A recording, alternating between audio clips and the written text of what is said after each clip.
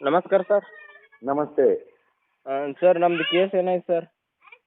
ಮಾಡ್ತಾ ಇದ್ದೀವಿ ಇನ್ವೆಸ್ಟಿಗೇಷನ್. ನೋಡಿ ಸರ್, ಫೆಬ್ರವರಿ 12 ತಾರೀಕಿಗೆ FIR ಆಗ್ಯದ ಸರ್. ಇಲ್ಲಿವರೆಗೆ ನೀವು ಬರೀ ಮಾಡ್ತಾ ಇದ್ದೀನಿ ಅಂತ ಹೇಳ್ತಾ ಇದ್ದೀರಿ. ಯಾವುದೇ ಕಾನೂನು ರೀತಿ ಅವ್ರ ಮೇಲೆ ಕ್ರಮ ಯಾವುದೂ ತಗೋತಾ ಇಲ್ಲ ಸರ್ ನೀವು.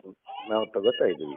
ಇಲ್ಲ ಸರ್, ನಿಮ್ದು ಏನಾದರೂ ಪ್ಲ್ಯಾನ್, ಕೇಸ್ ಮುಚ್ಚಾಕೋ ಪ್ಲ್ಯಾನ್ ಏನಾದರೂ ಇದ್ರೆ ಹೇಳಿ ಸರ್ ನನಗೆ ದಯವಿಟ್ಟು.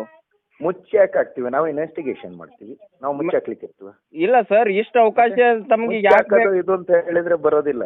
ನಾವು ಇನ್ವೆಸ್ಟಿಗೇಷನ್ ಸರ್, ನಾನು ನಿಜವಾಗ್ಲೂ ಹೇಳ್ತೀನಿ ಸರ್, ನೀವು ಅದು ಏನದ ಕಾನೂನು ರೀತಿಯಾಗಿ ಅದು ಏನದ ಅವ್ರ ಮೇಲೆ ಕ್ರಮ ತಗೊಳ್ಳುವಂತ ಕೆಲಸ ಮಾಡಿ ಸರ್.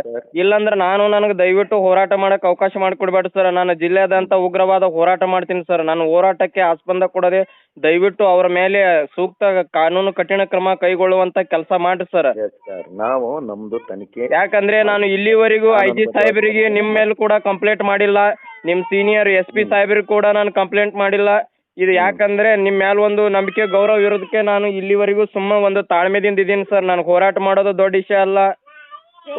ದಯವಿಟ್ಟು ಸರ್, ಈಗ ಒಬ್ಬ ದಲಿತರಿಗೆ ಈ ರೀತಿ ಒಬ್ಬ ದಲಿತ ನಾಯಕನಿಗೆ ಅನ್ಯಾಯ ಆಗಿದೆ ಅಂದ್ರೆ ನ್ಯಾಯ ಕೊಡಿಸುವಂತ ಕೆಲಸ ಮಾಡಿ ದಯವಿಟ್ಟು ಪ್ಲೀಸ್. ನಾನು ರಿಕ್ವೆಸ್ಟ್ ಮಾಡ್ಕೋತೀನಿ ನಾನು ನಿಮಗೆ.